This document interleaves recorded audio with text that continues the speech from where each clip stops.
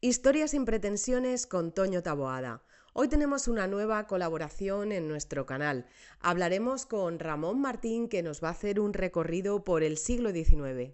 Bienvenidos a un nuevo episodio del canal de podcast de Historias sin pretensiones. Y hoy vamos a hablar de nuestro apasionante siglo XIX.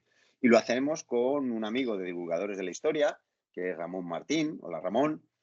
Que es autor de un libro precisamente que se llama así,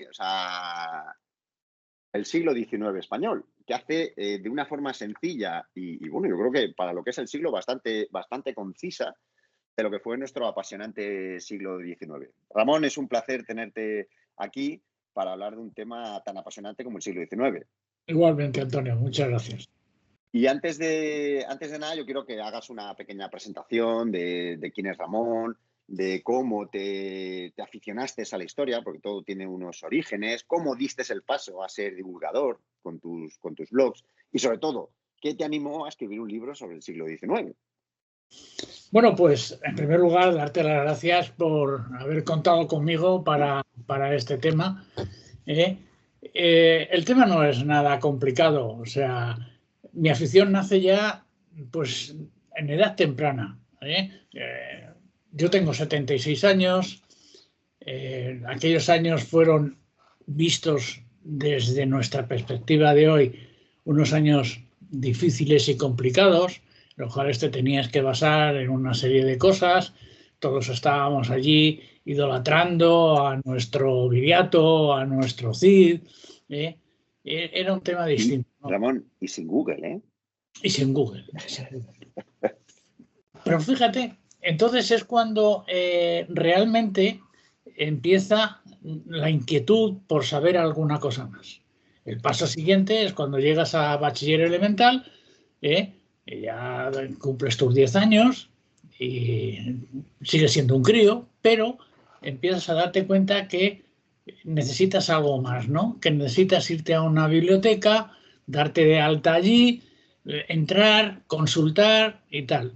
Es verdad que no había en ese momento mucha variedad de opiniones sobre los temas, ¿no? Había mucho filtro ahí. Pero bueno, tú ya intentabas hacer algunas cosas y de vez en cuando se escapaba algo. Tuve además la suerte de tener un padre que, teniendo unas firmes ideas, nunca se lo impuso a ninguno de sus dos hijos. Nunca. Siempre nos permitió absolutamente todo. Yo estuve participando de la juventud franciscana y él no era católico. Nunca me dijo nada. Yo un día me apunté a Falange porque tenían una biblioteca maravillosa en un hogar social. Él era socialista total y nunca me dijo nada. Te quiero decir que... Eso se llama respeto. Sí, esa inquietud, él intentaba meterme en temas, pero sin tener que influir en mis opiniones. O sea, yo me acuerdo de una frase de él que fue categórica, que fue que la historia la escribían los que ganaban y lo que había que leer es la de los que habían perdido para poder sacar conclusiones, ¿no? Bueno, y así fue. Luego el paso siguiente fue ya estudiando la carrera de turismo. Tuvimos la suerte de tener un profesor de historia que empezó a descubrirnos ciertas cosas que hasta entonces no nos habían estado permitidas. Yo te estoy hablando que entonces tenía yo 17 años, o sea, el año 65, todavía estábamos en plena vorágine en ese sentido, que es algo que te hace ya, fíjate, ya no solo armar la historia, sino darte cuenta cuánto hemos perdido muchas generaciones como la mía de saber y de sacar nuestras propias conclusiones. Porque lo importante no es que se crea de una cosa o de otra, ¿no? Yo creo que lo importante es que llegues a tus propias conclusiones, a tu verdad. En efecto, tener la información suficiente. Oye, y qué curioso que siempre en estas conversaciones sale un profesor de historia. Sí, siempre qué importante es el papel de los profesores en líneas generales y en nuestro tema, que es el que más nos gusta, que haya un profesor de historia en el que porque siempre, y a vosotros incluso de tu generación le pasaría lo mismo. Yo nací en el 65, pero la historia cuando empecé a estudiarla era un coñazo, hablando rápido, o sea, mal y pronto, ¿no? O sea, ¿por qué? Pues porque era una consecución de reyes, de fechas, de guerras, que no hacían atractivo nada. Pero de pronto aparece ese profesor de historia que le pega una vuelta y no te habla solamente de eso, te habla de más cosas, ¿no? Entonces es un denominador común lo del buen profesor de historia.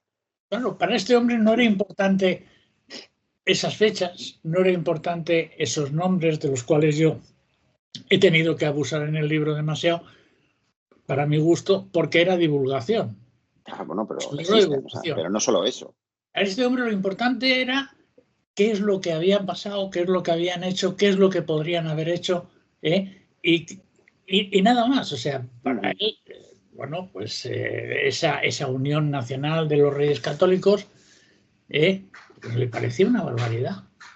Y lo decía abiertamente. No, y daba otra visión, claro. Y decía, no, yo no quiero que penséis lo mismo que yo, simplemente que es así. Bien, y siguiendo con el tema, pues el tiempo va pasando, llega un momento en que entro en las redes sociales. A mí me ha encantado siempre el andar toqueteando el ordenador, entro en Facebook, empiezo a publicar mis cositas de arte, mis cositas de historia, más que nada arte en ese momento. O sea, cogía un cuadro o un pintor, sobre todo, y iba desarrollando sus cuadros, sus tal. Me metía mucho en la web del Prado, sacaba el tema, leía por otro sitio y así. Y bueno, me metí en el grupo del Rincón de la Historia, que luego desapareció y apareció Rincón de la Historia 2.0, y Luis Benedicto Samper me dijo, chico, hazte un grupo, y publica en tu grupo. Encantado de que publiques en el mío, pero dale un paso más. Bueno, y así lo hice. Muy bien. Y muy activo que eres en redes sociales. Y este mismo, después, en vista de cómo se movía el tema, dijo, mira, el siguiente paso es que te hagas un blog. Coges un blog, te haces un blog, y publicas lo que te dé la mano. Vale, pues ahí estamos. Y el año 2017 creé Cosas de Historia y Arte. Bueno, he escrito de todos los temas, incluyo arte, incluyo historia. En ese sentido no me he querido encasillar. Igual que después sí que creé otro, que fue una biografía en tu pantalla, que ese sí exclusivamente son biografías, exceptuando las de todos los reyes que estaban ya en Cosas de Historia y Arte, y por culpa de los enlaces no lo he querido pasar a este otro. Bueno, sigue el tiempo, entro en divulgadores de historia que compartimos, grupo que compartimos, conozco a Maribel y bueno, es una persona encantadora. Bueno, no hace falta que caiga en elogios porque tú la conoces. Perfectamente, sí. Y comparto esa opinión. Y ella es la que me incita a dar el siguiente paso, el de publicar un libro. Ella escribe Cautiva del Destino y Viaje a la antigua Roma. Dice, chico, ¿por qué no coges y haces un libro? Bueno, no sé, que yo estaba así un poco diciendo, menudo berenjenal, me voy a meter. Es que suena muy fuerte lo de escribir un libro, O sea, no es una cosa que te levantas por la mañana y pispas. Suena muy fuerte. Pero entonces un día por WhatsApp me manda un mensaje y me dice, mira, entra aquí. Era un enlace a la Caixa, a la Fundación La Caixa, en el cual se admitían relatos cortos, relatos que estuvieran en 4 folios. Y bueno, yo me pongo a escribir y me salió una faceta para mí entonces desconocida. Que luego mi mujer, que llevamos desde que yo tenía 15 años juntos, o sea, 61 años conocidos. Que se dice rápido. Que se dice pronto y rápido. O sea, imagínate si me conoce. Sí, te conoce. Que me dice, Vamos a ver, ¿cómo es posible que tengas esa imaginación? Pues claro, yo entendía la novela como algo que había que hacer que quien la leyera se metiera dentro del libro. O sea, fue una cosa que yo entendía así, ¿no? Entonces yo empezaba a documentarme y tal, y iba metiéndome en ese tema. Decía, ¿qué imaginación tienes? Bueno, total, que mandé el relato aquel no tuvo ningún premio ni ninguna historia, no pasaba nada porque estábamos jugando. Y bueno, lo leen mis hijos, lo leen mi mujer, lo leen algunos amigos y me dicen, eso tienes que acabarlo. No puede estar en 4 folios, no te puedes quedar ahí que has descubierto en un desván un baúl. Tienes que seguir. Y bueno, pues entonces digo, venga, pues voy a seguirlo. Hablo con Maribel, mira, tal, léelo, dime algo. Me gusta, síguelo. No pude seguirlo. La novela para mí es muy difícil. Sí. Tienes que documentarte muy bien, tienes que tener un tiempo dedicado a eso. Alberto hace unos días, hablando de esto mismo, me decía, Ramón, yo he escrito varias y lo que hice fue marcarme 8 horas de trabajo. 8 horas de trabajo en los cuales no estaba ni para nada ni para nadie. Y era la única manera. Bueno, no he conseguido hacerlo, pero entonces ya había entrado el veneno del libro. Ya lo tenías dentro. Dije, bueno, voy a escribir sobre los castillos de España. Bueno, los castillos. Es una enumeración y ya está, ¿no? Y el siglo XIX siempre me ha apasionado, como yo creo que a muchos historiadores, muchos.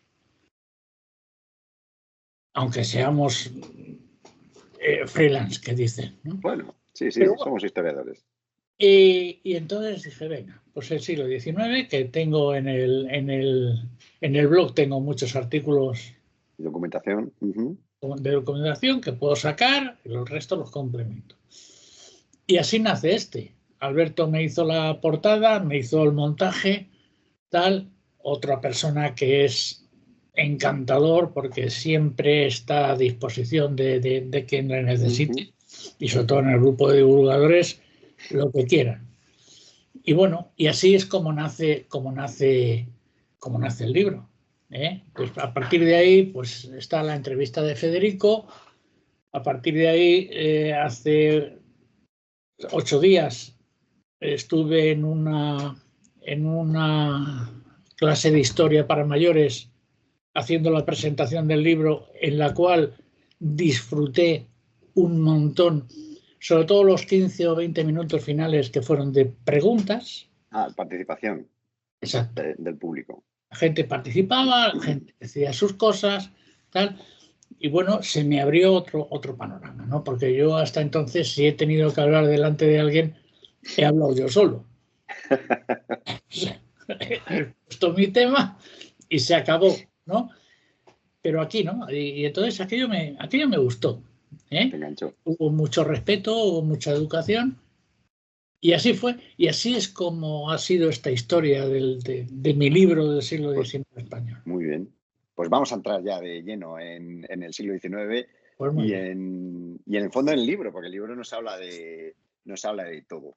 Ramón, yo siempre, ya para entrar en materia, yo siempre he pensado, porque yo también soy un apasionado del siglo XIX, fue un descubrimiento relativamente hace poco, porque nunca me había llamado, pero cuando te pones y te metes, creo que es un siglo clave en nuestra historia reciente, ¿no? Muchos de sus avances, de sus logros, de sus sucesos han marcado el posterior siglo XX, ¿no? en nuestra historia, y todavía hay cositas que suceden hoy que dices, mira, eso empezó a fraguarse en el siglo XIX, ¿no? ¿Qué nos dices sobre ello?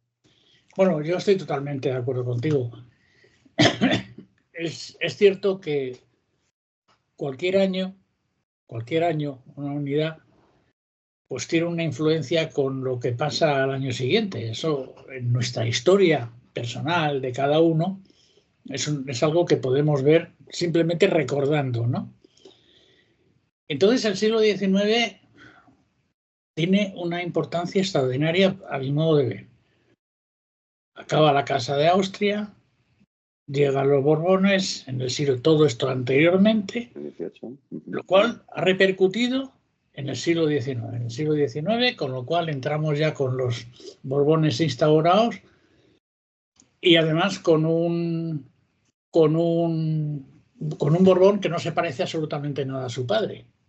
Su padre es un hombre, hay que destacar muchísimo el despotismo ilustrado, las reformas agrícolas, económicas y financieras que tiene. Y bueno, y Carlos IV, pues yo no sé, yo creo que es que su afición de relojes y su pasotismo ante todo... Menos gobernar cualquier cosa. Sí, todo le daba igual, o sea, no tenemos nada más que pensar que coge y rápidamente nombra un válido, que bueno, pues dicen que se acuesta con la mujer, yo no estaba para verlo, no puedo certificarlo, pero él pasa de ese tema, que dirían ahora un chaval joven, ¿no? Pasa de todo. Delega, hablando por justificarle. Tan tranquilo, ¿no? Bueno, pero es que fíjate, yo he sacado una pequeña nota y en el siglo XIX, qué importante es hacia el siglo XX, qué repercusión tiene, porque en el siglo XIX se aprueban 8 constituciones en este país. En este país se han aprobado 10 constituciones. Pues 8 corresponden al siglo XIX.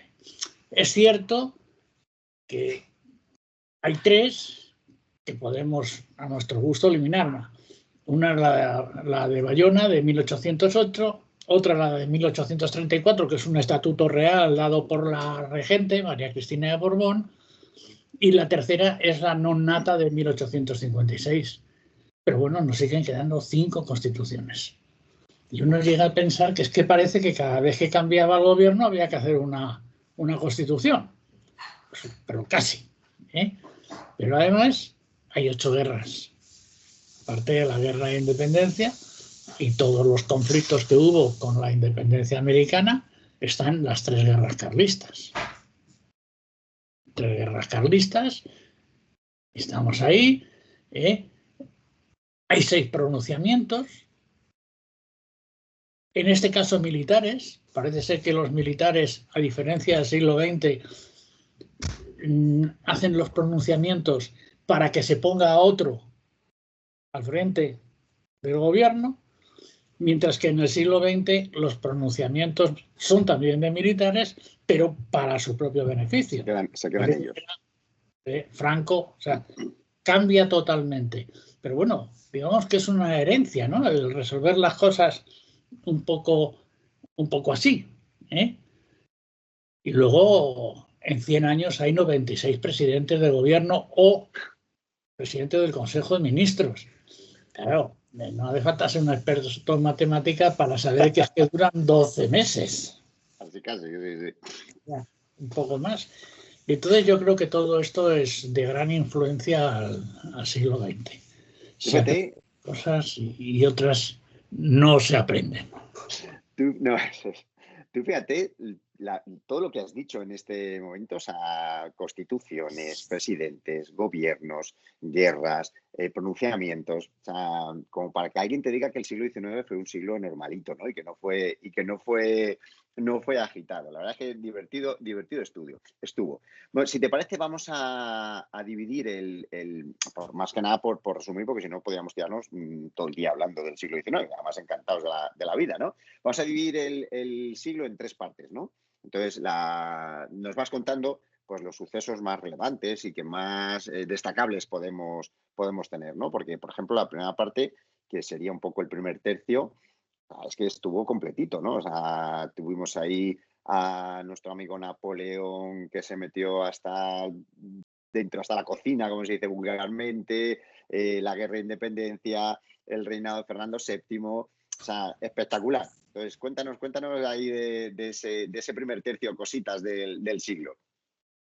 Bueno, para mí es verdad que ese primer tercio está muy, muy, muy marcado por Napoleón Bonaparte, Carlos IV, Fernando de Borbón, todavía no es Fernando VII, aunque luego lo será, Manuel Godoy. Entonces, aquí cada uno tiene su traje a la medida. Su interés. La idea de Napoleón para mí está clarísima. A él le importa tres narices conquistar España. Él lo que quiere es conquistar Inglaterra, hacerse con su mercado de fuera, y se ha acabado. Entonces es un hombre, para mí es un estratega extraordinario y sabe que su fuerza está en la Gran Armée, en su ejército de tierra, no en su marina. Lo sabe y es consciente de ello. Pero claro, para pasar a su gente a Inglaterra y pelear sobre tierra, poner los pies en la tierra, necesita bloquear la marina. Y uno de los primeros pasos es bloquear Portugal, aliado de Inglaterra, y que le sirve de escala a sus barcos cuando vienen de América, bien de sus colonias o de pelearse con los barcos nuestros, ¿no? ¿Qué viene aquí? Pues el Pacto de Madrid, con lo cual vamos a dejar entrar el ejército francés para que conquisten Portugal, y cuando nos damos cuenta se han metido hasta en la cocina. ¿Vale? Pero como aquí nadie dice nada, pues vale. ¿Cuál es la excusa? Pues la excusa es que se llevan a los infantes, cuando ya la familia real se ha marchado, algo que para mí es vergonzoso. A dimitir, dimitir y dimitir. Yo dimito en mi hijo dimite en Napoleón, Napoleón dimite en su hermano. Y solo se pasan la bolita y se acabó. Claro, fenómeno para un tío con las inquietudes de Napoleón, fenómeno, encontrarse con que le va a pegar caña a los ingleses y encima va a tener toda España y su imperio. Bueno, pues fíjate, regalado. Esto es como jugar a la lotería, que te toque el euromillón y el no sé qué. Es que como no juega a la lotería no sé poner el ejemplo. Y bueno, y eso en este país marca el este. ¿Qué es lo que pasa? Bueno, que estamos en unos tiempos que no son los de ahora. Ahora la gente quiere estar informada. La gente escucha, oye, habla, dice, y entonces no. Entonces, ¿qué modo de enterarse de las cosas había? Pues la poca prensa que se pudiera escribir en ese momento, que incidía en las grandes ciudades y nada más, o los púlpitos de las iglesias en los cuales el sacerdote contaba la historia que le decían que tenía que contar. Bueno, con lo cual, pues bueno, todo está así, todo está bien. Y un día, pues la gente, el pueblo de Madrid, se enfada porque se quieren llevar a los estos y es la excusa. Lo que pasa es que están viendo montones de franceses por allí danzando y haciendo lo que les sale de las narices con un Murat que manda más que el rey, que no está. Esto es un poco, una laguna de poder ahí importante. Claro, y esto es un poco pues esa visión. Lo demás pues se puede pormenorizar en el desastre de Trafalgar, que para mí fue una vergüenza, y no es que yo sea negativo, pero es una vergüenza por el planteamiento que teníamos los españoles. Teníamos una marina que había hecho Carlos III y había fomentado para proteger el tráfico con las Américas, y la teníamos ahí totalmente abandonada. O sea, ni la modernizábamos ni nada. Nos peleábamos con los ingleses y cuando acababa el follón licenciábamos a los marinos, no les pagábamos y los barcos los anclábamos en los puertos. Eso por un lado. Por otro lado, todos los mandos de categoría en la Marina Española eran hijos de, no eran profesionales. No lo eran. No nos engañemos. Yo a lo mejor aquí puedo ser un poco duro, pero es lo que pienso. Eran gente que llegaban a los altos cargos pues porque su padre era el conde de no sé qué o el marqués de no sé cuántos. Y ahí estaban. Mientras que los marinos ingleses no licenciaban a su marina, tenían los barcos continuamente en el agua, y claro, eran profesionales. Porque la palabra que iba a decir. A ellos se les abre la boca y hablan de Nelson. ¿El Nelson qué era? No era nada. No era nada. Fue un gran estratega, y un gran marino. ¿Por qué? Porque se estuvo entrenando todos los días. Todos los días. Y esta es la situación. Por eso te digo que para mí es una vergüenza el tratamiento que se dio a este país durante ese tiempo. Bueno, sin entrar a más. O sea, el no aprender nada de la Revolución Francesa. Claro, si lo dices así, alguien puede decir, ¿qué pasa? ¿Que había que montar la guillotina en la Plaza de la Cebada? No, ya montaban el garrote vil. No había que montar nada. Lo que había que hacer es aprender. Y lo que se pudiera asimilar, asimilarlo. Y lo que no se pudiera asimilar, pues nada. Seguimos. Oye, como dice un refranero español, cuando las barbas de tu vecino veas pelar, sí, pon las tuyas a remojar. Sí. Pero aquí no vimos las barbas del vecino ni nada. No, pero yo creo que es que esto nos ha pasado siempre. Yo siempre he dicho que un español era un tipo que tenía, por desgracia para él, todavía la pica de Flandes detrás de la puerta del dormitorio y el crucifijo encima. Y yo creo que hay que olvidarse de ciertas cosas. Hay que avanzar. Yo creo que este siglo, el XXI, es cuando más estamos avanzando con respecto al resto del mundo. Porque después de haber pasado... Llevamos retraso. Ya, pero es que el siglo XX estuvimos cerrados. No es lo que hicimos, sino lo que no aprendimos. Por eso yo el siglo XX es que ni lo quiero tocar. Porque es que el siglo XX, para un militarista, es fenomenal. O sea, Primera Guerra Mundial, Guerra Española y Segunda Guerra Mundial. Y después te lanzas y dices, bueno, Vietnam, Corea, tal. Bien. Te lo puedes pasar de maravilla describiendo cañones y tal. O sea, no, es que hay otras cosas. Era vivir la gente. Vivir la gente, ¿cómo vivía la gente? Si estamos saliendo de un siglo XIX en España en el cual el pucherazo en las elecciones era lo más normal del mundo. Claro. Si votaban hasta los muertos. Claro. Oye, ¿qué me dices de Fernando VII? Bueno, este es un caso.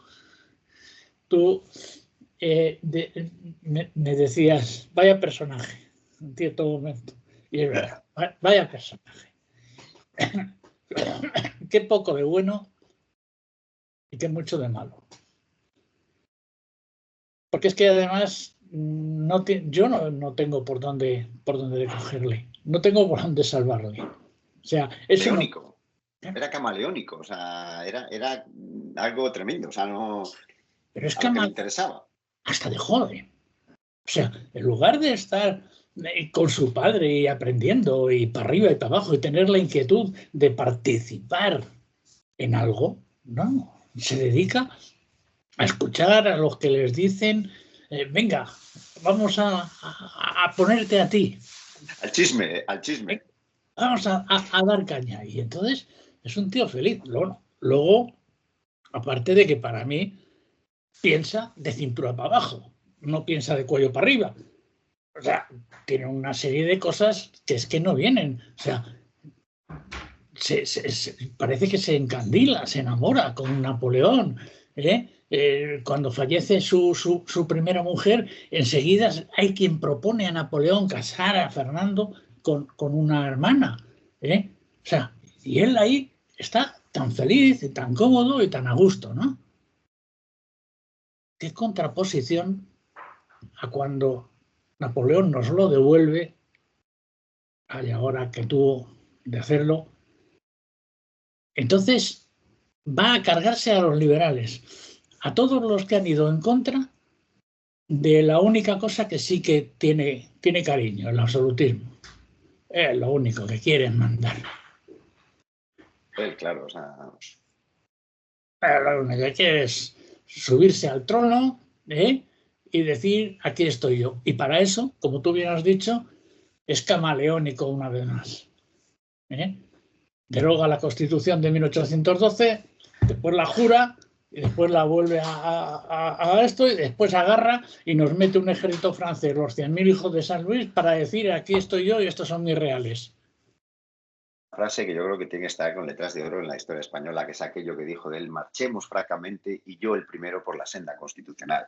Cuando las cosas las vio, dice, venga, va, está todo muy negro, vamos a respetar la Constitución de Cádiz, pero luego, cuando a la mínima que puede, pide ayuda a sus primos franceses y nos traen aquí a los 100.000 hijos de San Luis. Es camaleónico, intenta aprovechar las circunstancias que se van produciendo para él estar allí en el poder. Porque luego, claro, o sea, él es así. Luego nos deja una herencia que es la guerra carlista. No olvidemos que por su política y al final se enemista con su hermano, y entraríamos en esta segunda etapa del siglo, que sería ya el reinado de Isabel II, con las previas regencias y todo eso, que también tiene miga su hija. Sí, pero fíjate, yo hay una cosa que sigo sin comprender. Porque, ¿por qué ese afán de que reinara su hija? ¿Por qué? Si su hermano pensaba como él. Buena pregunta. Bueno, era peor. Era más absolutista que él. O sea, y por encima de todo, no quiere que reine él, quiere que reine su hija. Parece como si dijéramos, no, es que es cosa mía. Como si la de su hermano no fuese. O sea, es que yo no lo entiendo. O sea, eso es una cosa, y además yo creo que es difícil que nadie me lo vaya a aclarar jamás. Porque es un tema absurdo, ¿no? Yo creo que hubiera sido más normal que hubiera reinado su hermano, incluso como regente de su hija. Y después ya veremos lo que pasa. Pero no, él agarra y dice, no, esto aquí soy yo. Estaría bueno que estos vayan ahora a decirme lo que tengo que hacer. No lo han conseguido los liberales, lo va a conseguir que no. Bueno, y ahí estamos. Y entramos, como tú bien dices, en el reinado de Isabel II. Bueno, y si decíamos que el padre, menudo personaje, pues menudo personaje la hija también. Pero yo no me voy a meter en la cuestión personal de ella y de analizarla. No. O sea, yo la voy a dejar tranquila con el de las enaguas. Y ahí estamos. Pero analicemos lo que fue su gobierno. Su gobierno vuelve a ser un gobierno complicado, lleno de historias. O sea, ella ha llegado al gobierno como ha llegado, su tío le está combatiendo en el País Vasco, en Cataluña y en el Maestrazgo. Las cosas no le van bien de ninguna de las maneras. Pero antes de gobernar ella ha estado la regencia de su madre, María Cristina de Borbón, y después está la de Espartero. Las dos lo mismo. Volvemos a las historias de pronunciamientos, de peleas continuas, aparte de las guerras carlistas, tal. Y yo me hago una reflexión. ¿Cuánto dinero ha tenido este país para estar siempre metido en follones? Con lo que eso cuesta. Las humanas. Somos unos cracks. O sea... ¿No? Es que eso es tremendo, porque es que además las vidas humanas que se pierden es productividad que se pierde. Gente en el campo, las ciudades, artesanos, todo. O sea, al fin y al cabo es una merma importantísima para un país. Claro, y más como se hacía entonces, porque sí, bueno, entonces no había servicio militar, no, pero llegaba un tío con 10 soldaditos detrás y decía tú, para acá, tú, para acá, tú, para acá, hacía una leva y se llevaba 7, 8, aunque estuvieran con el martillo en la mano haciendo un mueble. Pero ya hacían algo. Que dejan de hacerlo. Afuera. Entonces, ahí estábamos, y dándole caña al tema.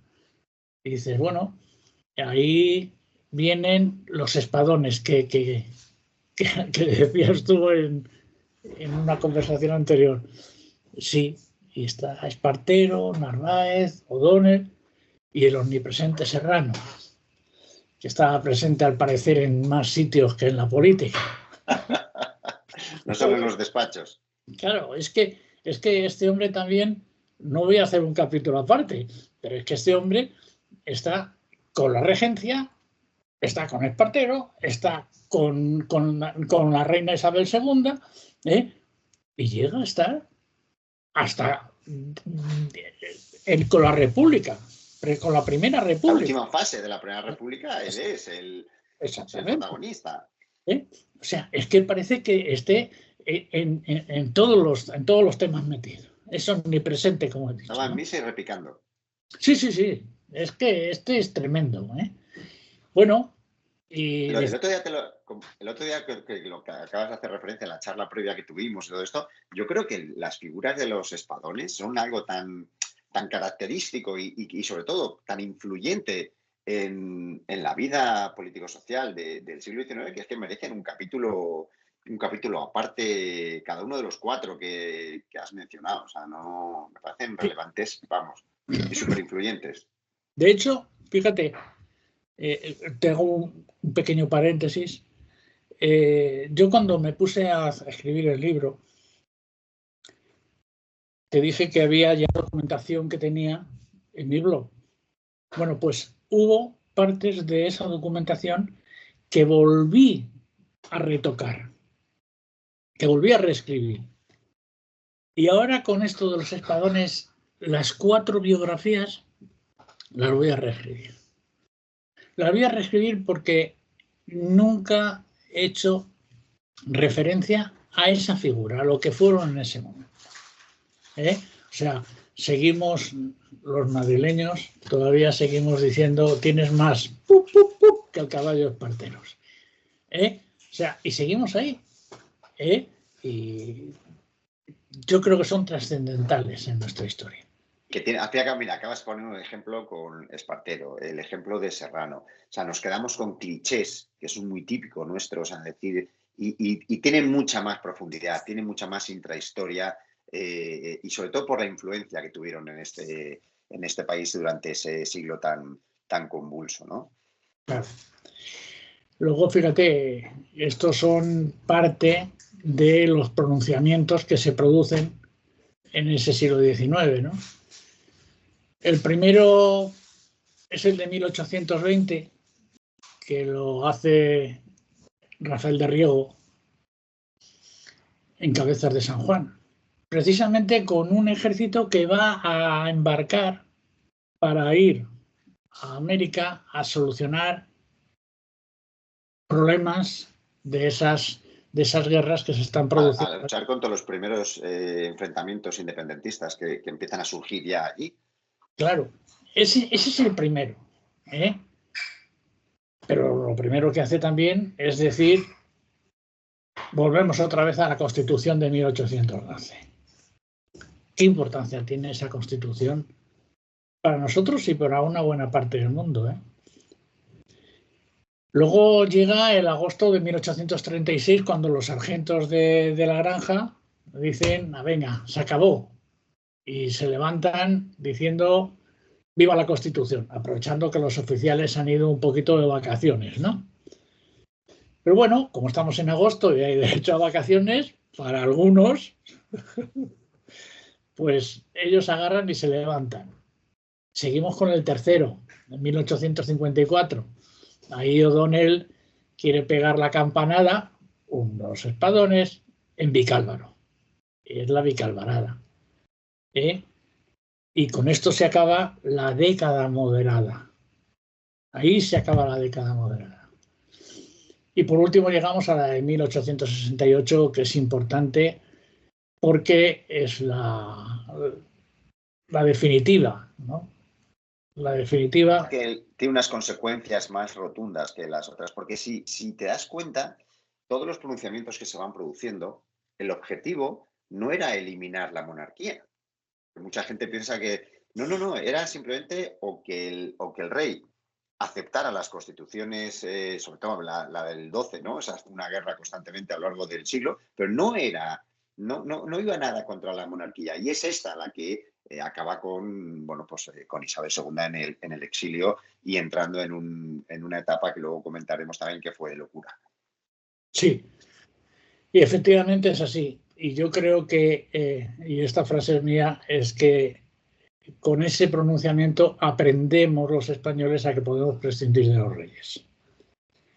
Pero no todos los españoles, porque don Juan Prim estaba encabezonado en que esto siguiera siendo una monarquía.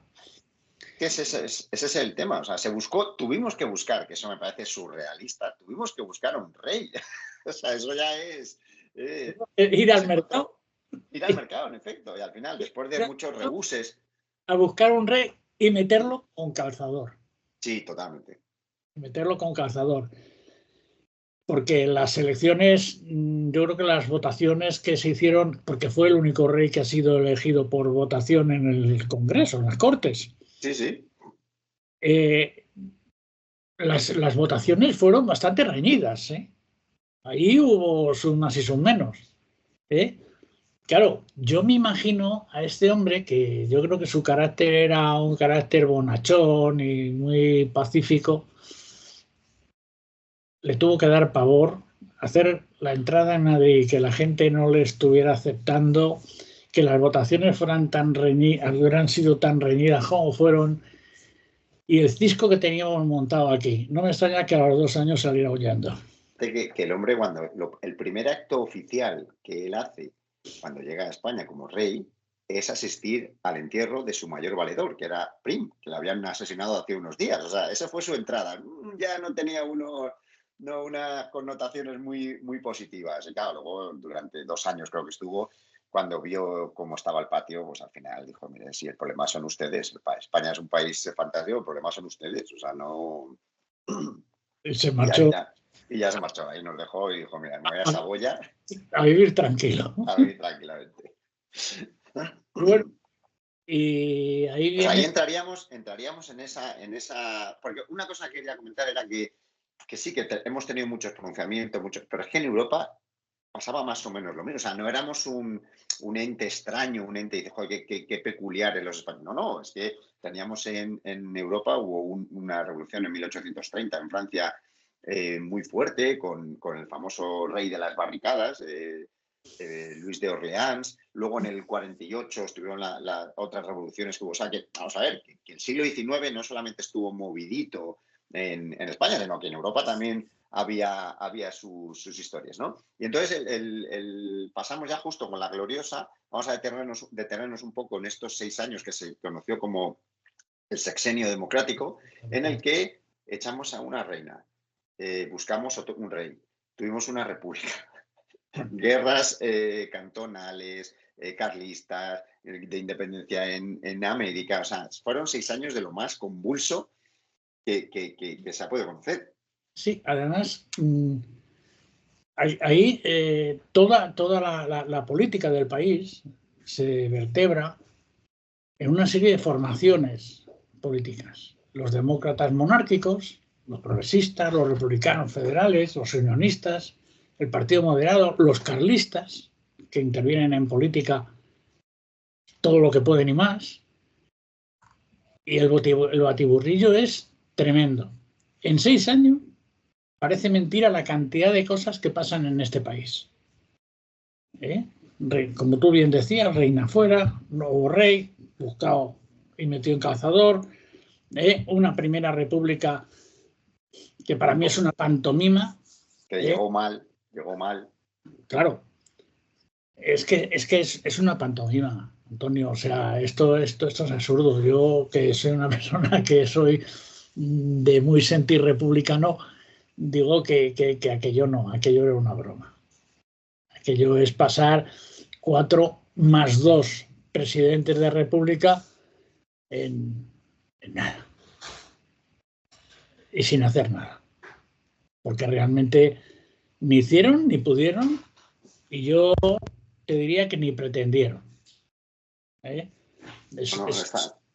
situación no era la idónea Claro, para llegar al último pronunciamiento, que no lo he dicho antes, pero es un pronunciamiento también, que provoca la restauración de los Borbones otra vez en diciembre del 74, con el hijo de la reina, la cual se niega, y eso está muy bien.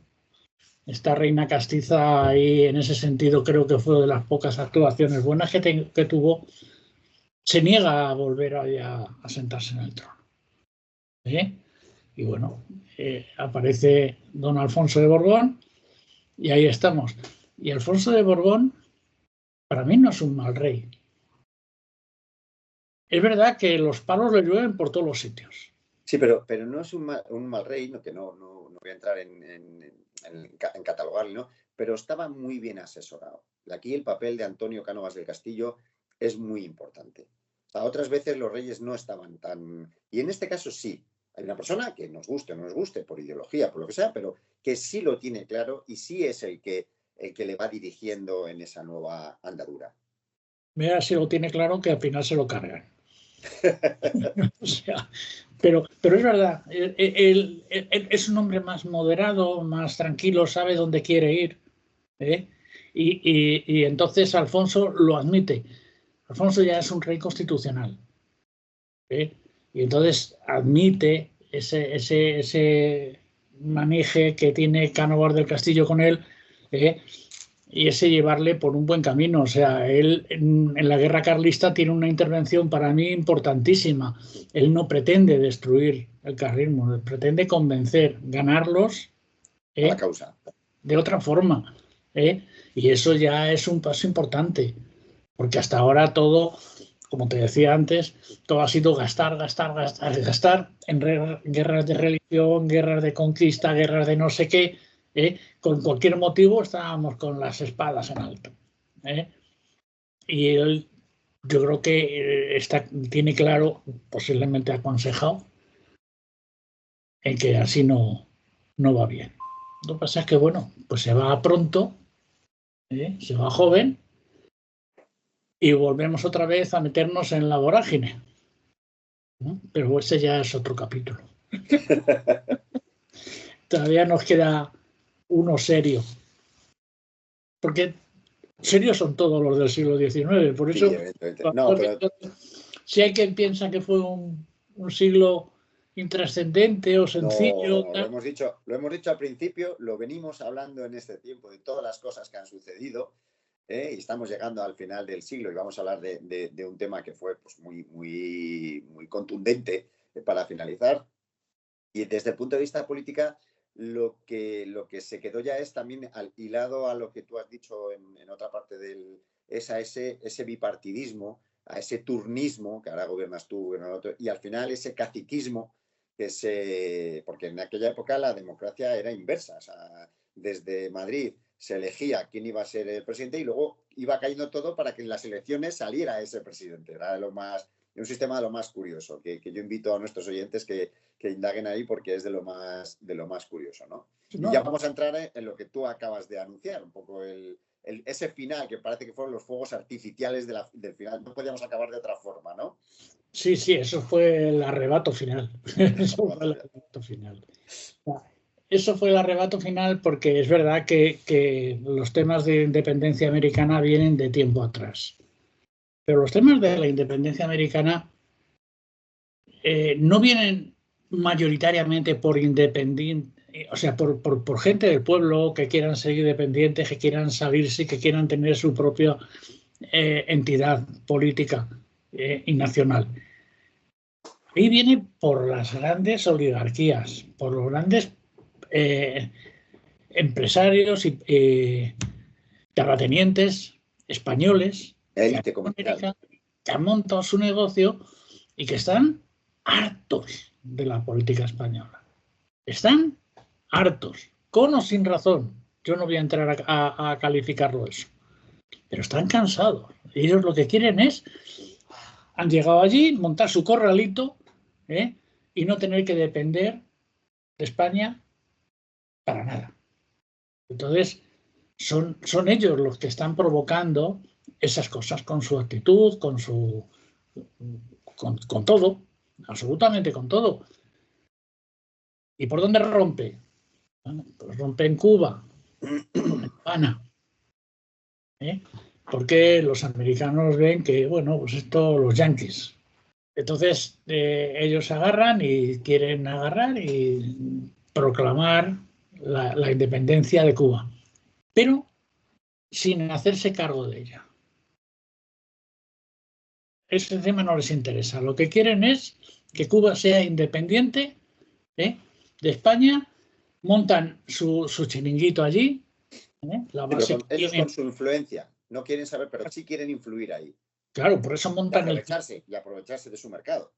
La base de Guantánamo la montan allí para no tener que andar desde lejos. Y sigue hoy, y sigue estando allí. Y han pasado, pues eso, todo un siglo y 24 años más. Pero ellos siguen allí. ¿Cómo hacerlo? Pues bueno, estamos ya en una guerra moderna. Ellos meten allí un acorazado que no es demasiado importante. Aquel sufre una explosión, se va abajo. Los americanos, o sea, los estadounidenses, aprovechan la ocasión para echar la culpa al gobierno español, se apoyan en la prensa y ahí tenemos el lío. Nos declaran la guerra, nosotros la declaramos a ellos, no sé por qué, porque nosotros lo suyo hubiera sido agarrar y decir, para lo que nos queda, Cuba, Puerto Rico, Filipinas y 4 islitas pobrecitas en el exacto, o sea, vamos a dejarlo estar, si lo quieren que se lo queden y se acabó el problema, que se quede en Cuba. A lo mejor no hubiéramos perdido Puerto Rico, hubiéramos perdido Filipinas. ¿Que no sé para qué nos servían? Bueno, pero lo hubiéramos tenido y no hubiéramos metido allí un ejército en el cual creo que hubo del orden de los 30.000 o 40.000 muertos por combates y por enfermedades. Entonces, dices, ¿para qué?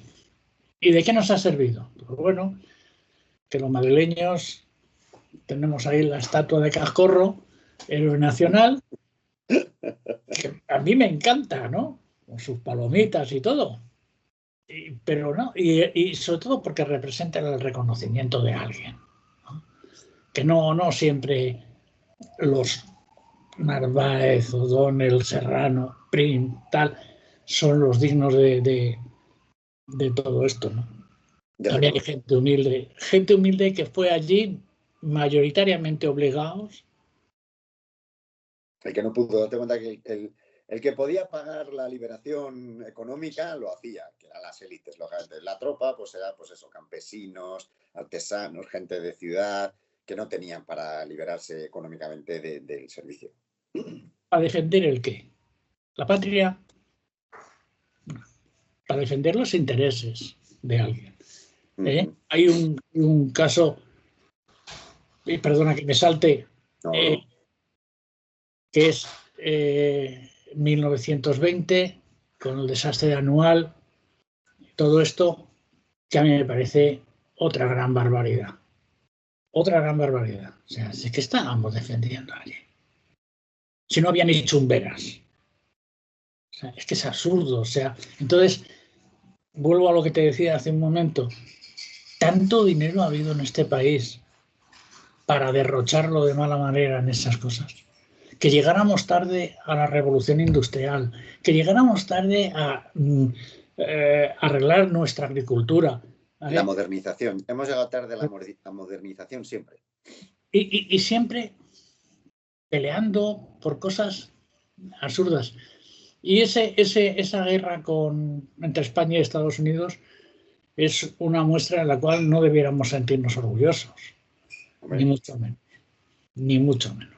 Debiéramos reflexionar sobre ese tema, porque ya ahí perdimos lo último que nos quedaba. Pero sobre todo perdimos algo más, perdimos gente. El dinero al final es dinero, pero la gente no va a recuperarse. No, eso está claro. Y ahí murieron muchos chavales que no sabían. Y como decía al final No, fueron 64.000, estoy viendo la chuleta aquí. 64.000 fallecidos. 64.000. Yo decía 20 o 30.000, no. 20.000 fueron en 1920. Pues ahí aparece ese imperio español. Aparece totalmente para agarrar, quedarnos donde estábamos y fuera, pero creo que nos hemos equivocado muchas veces. Yo creo que no hemos sabido aprovechar las oportunidades que han estado delante de nosotros, ¿no? O sea, no hemos sabido aceptar determinadas realidades y actuar en consecuencia.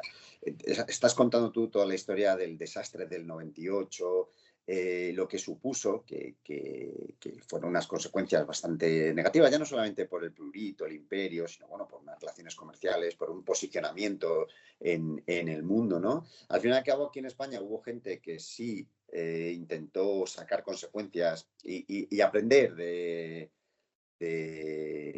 lo que había sucedido. Se creó el movimiento regeneracionista, la generación del 98, por ejemplo, de intelectuales y de escritores, pues también pusieron su granito de arena en el sentido de vamos a buscar soluciones, pero al final la vida continuó igual.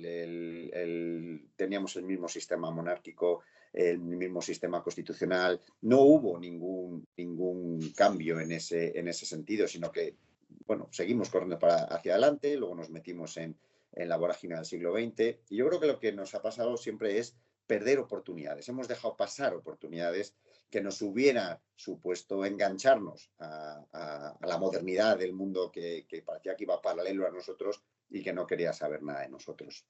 Sí. Bueno, para terminar, Ramón, esto ha sido súper instructivo todo. A mí me ha encantado hablar contigo una hora. Llevamos más o menos hablando del siglo XIX. Creo que es poco porque da para... Pero claro, es que si no podíamos estar 3 días hablando sobre detalles en concreto. Me parece que hemos hecho un resumen, o has hecho tú un resumen bastante exacto. ¿Y cómo definirías? Venga, ya te voy a poner en un compromiso. ¿Cómo definirías en pocas palabras el siglo XIX? Bueno, no sé. Creo que al final del libro puse un epílogo. Yo decía, aquí doy por acabada este breve repaso a 100 años de nuestra historia. Es verdad que el libro son 245 páginas, incluyendo el glosario, el índice y tal, y que el siglo XIX, a mi modo de ver, merece no un tomo, sino 3 o 4 de 900 páginas, y a lo mejor todavía te quedas corto. Digo, en el que se cometieron errores y aciertos. Se cumplieron deseos y llegaron decepciones. Es posible que perdiéramos el tren en muchos casos para hacer mejor nuestro país. Pero nuestro país es grande y dueño de su historia.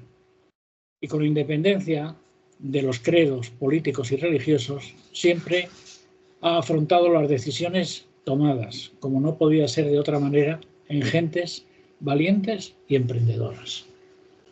Y esto es lo que pienso del siglo XIX español. Pues es un bonito reflejo del resumen del siglo. Creo que perdimos muchas cosas, creo que ganamos otras, creo que ganamos experiencia, creo que esa experiencia no la aprovechamos en ciertos momentos, pero es nuestra historia y debemos ser conscientes que es nuestra historia, porque además la historia, en un concepto menos genérico del que empleamos normalmente, ¿qué es? La historia es tu historia, mi historia, el del vecino de al lado, todos.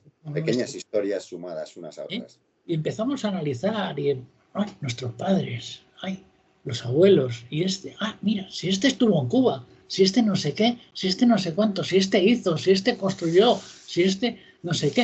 O sea, todos tenemos nuestra historia y la historia de un país se basa en muchas pequeñas historias. Sí, señor. Bueno, Ramón, ha sido un rato muy, muy agradable, muy instructivo. Ha sido una gozada charlar contigo de un tema tan apasionante como ha sido el siglo XIX. Y nada, pues yo solamente darte las gracias por este rato que hemos pasado y bueno, pues que en un futuro podemos hablar ya de algún tema más en concreto. Oye, Antonio, vamos a hablar de este tema más concreto y entramos mucho más en detalle, ¿no? Pues yo te agradezco a ti que hayas contado conmigo y conmigo puedes contar siempre. Este punto final que estás diciendo, cuando quieras, vamos a entrar en este tema y entramos en este tema. A lo mejor, si me aprietan mucho las clavijas y me das tiempo, un día me atrevo a hablar de la Segunda República Española. Bueno, pues eso porque muchas de las cosas que hemos dicho del siglo XIX reducido en esos años. Bueno, Ramón, pues Venga. un abrazo muy fuerte y nada, que muchísimas gracias y nos vemos pronto. A tu disposición. Muchas gracias. Un abrazo. Nos vemos. Hasta luego. Venga.